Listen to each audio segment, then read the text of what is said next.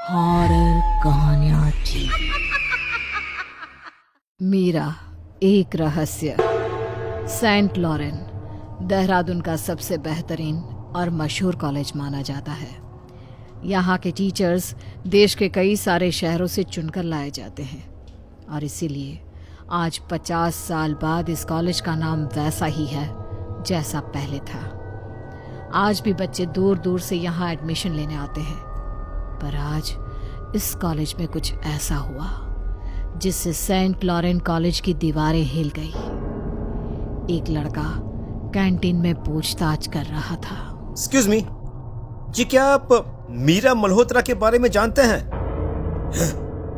कौन हो तुम और क्यों पूछ रहे हो इस लड़की के बारे में? मैं जो कोई भी हूँ, आप मुझे इसके बारे में बता सकते हैं? चले जाओ यहाँ से, हमें कुछ नहीं पता। निकलो निकलो यहाँ से। रियान के सवालों से जैसे उस व्यक्ति का चेहरा फीका सा पड़ गया था। रियान के वहां से जाने के बाद वो सब काम छोड़कर दौड़ते हुए प्रिंसिपल रूम की तरफ भागा और दरवाजा खोलकर हाँफते हुए कहने लगा, Meera Malhotra. What? How is that possible? इतने सालों बाद फिर से कोई लड़का है जो उसके बारे में पूछताछ कर रहा है। आज से पहले उसे यहाँ कभी नहीं देखा मैंने। पता लगाओ कौन है ये लड़का। कहीं ऐसा ना हो कि ये लड़का हमारी सालों की मेहनत को बर्बाद कर दे। रियान के बस एक नाम लेने से सेंट लॉरेन में हर किसी के चेहरे पर जैसे खौफ सा छा गया था। मीरा मल्होत्रा। आखिर क्या था इस नाम के पीछे का रहस्य, और कौन था रियान जो उसके बारे में पूछ रहा था? यही सवाल सेंट लॉरेन कॉलेज के प्रिंसिपल के मन में गूंज रहा था। उसका मन आज किसी भी काम में नहीं लग रहा था। हर काम में गड़बड़ी सी हो रही थी। Oh Jesus, I think I need to calm down. थोड़ी देर आंख बंद करके सो जाती हूँ। उन्होंने खुद को शांत करने के लिए अपने कैबिन की कुर्सी पर ही अपनी आंखें बंद कर ली, पर उनके आंख बंद करते ही एक दर्दनाक चीख उनके कान में गूंजने लगी। किसी के जोर जोर से रोने की आवाज उन्हें बेचैन करने लगी, और जब उन्होंने पसीने से लथपथ होते हुए बेचैनी से अपनी आंखें खोली तो उनके कमरे में बस अंधेरा था। कोई है? Please help, please help. ये लाइट कैसे चली गई? और अचानक एक साए ने जैसे उसके कमरे में दस्तक दे दी हो। उसके कदमों की आवाज मिस विन्नी की तरफ बढ़ने ही लगी थी कि मिस्टर डेविड ने दरवाजा खोल दिया और सब कुछ पहले जैसा हो गया। डेविड अभी वो यहाँ अंधेरा, कोई था यहाँ, कोई था। रिलैक्स विनी, सब कुछ ठीक है। मैंने तुम्हारी चीखें सुनी तो मैं भाग चला आया। क्या हुआ? तुम चिल्ला क्यों रही थी? मीरा मल्होत्रा। डेविड। व्हाट? क्यों इतने सालों बाद उसका नाम ले रही हो विनी? तुम यहाँ के प्रिंसिपल हो और मैं यहाँ एक प्रोफेसर हूँ। हम दोनों पति पत्नी बाद में हैं। पहले इस कॉलेज की इज्जत को बचाना हमारा धर्म है। सो प्लीज आज के बाद ये नाम मत लेना यहाँ। पर कोई है जिसने आज ये नाम लिया है। डेविड, तुम चिंता मत करो, मैं देखता हूँ कौन है वो और क्या चाहता है। डेविड ने विन्नी को तो शांत करवा दिया, पर अब वो खुद बेचैन हो गया। उसने तुरंत ही कुछ फोन कॉल्स किए और उस लड़की के बारे में पता लगाने को कहा। जितनी जल्दी हो सके उस लड़के का पता लगाओ, समझे? कौन है, कहाँ से आया है, कहाँ रहता है, और उसका मीरा से क्या रिश्ता है। मुझे हर एक डिटेल्स चाहिए, जल्दी से जल्दी। मैं इतने सालों की मेहनत बर्बाद नहीं होने दूंगा, किसी भी कीमत पे नहीं, चाहे उसके लिए मुझे कुछ भी करना पड़े।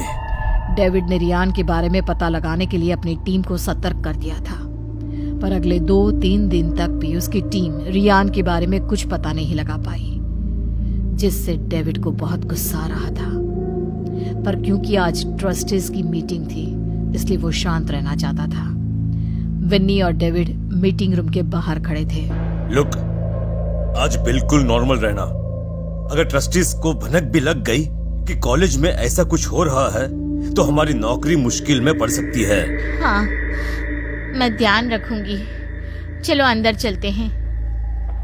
विन्नी और डेविड मीटिंग रूम में जाते हैं, जहां वो ट्रस्टीज से मिलते हैं और बातचीत शुरू करते हैं। पर तभी अचानक विन्नी को अपने आसपास किसी साए की मौजूदगी का एहसास होने लगता है। उसे ऐसा लगता है जैसे कोई उसके कान में कुछ बोल रहा हो।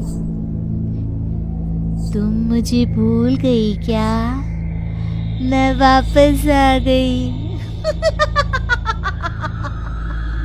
विन्नी तुरंत घबराकर अपनी कुर्सी से उठ खड़ी होती है। उसके चेहरे पर घबराहट और पसीना साफ नजर आ रहा था। क्या हुआ मिस विनी आपको? आप ऐसे अचानक क्यों उठ गई? सब ठीक तो है ना? वो वापस आ गई। वो यही है। कौन वापस आ गई है? विन्नी इतनी ज्यादा घबराई हुई थी कि जब तक वो कुछ बोल पाती उसने देखा कि सामने ब्लैक बोर्ड पर अपने आप कुछ लिख रहा था। मैं वापस आ गई हूँ। ये नजारा देखकर जैसे विन्नी के होश ही उड़ गए। वो बिना कुछ कहे तुरंत मीटिंग से भाग खड़ी हुई। सारे ट्रस्टी उसकी इस हरकत से बहुत ज्यादा नाराज हो गए, पर डेविड ने जैसे तैसे मीटिंग संभालकर उसे वहीं आधे में ही खत्म कर दिया और गुस्से में विन्नी के ऑफिस में पहुंच गया। विनी, मैंने कहा था ना, खुद पर काबू रखना। ये कैसी हरकत थी? वो हमें नहीं छोड़ेगी डेविड। वो वापस आ गई है। वो हमें नहीं छोड़ेगी, सच में। बकवास मत करो, कुछ नहीं होगा। तुम जाओ, घर जाओ। मेरा आज इम्पोर्टेंट लेक्चर है, मैं वो खत्म करके घर आता हूँ। चलो जाओ। डेविड ने विन्नी को कार में घर भेज दिया और खुद लेक्चर लेने क्लासरूम में चला गया। डेविड अपना लेक्चर दे ही रहा था कि तभी उसे क्लासरूम के बाहर रियान खड़ा हुआ दिखा। रियान क्लासरूम के बाहर खड़ा बस एक टक डेविड को देखे जा रहा था, जो डेविड को बेचैन करने लगा। धीरे धीरे रियान डेविड की तरफ बढ़ने लगा, जो डेविड की बेचैनी को और बढ़ाता जा रहा था। कौन हो तुम और ऐसे बीच लेक्चर में क्यों आए हो?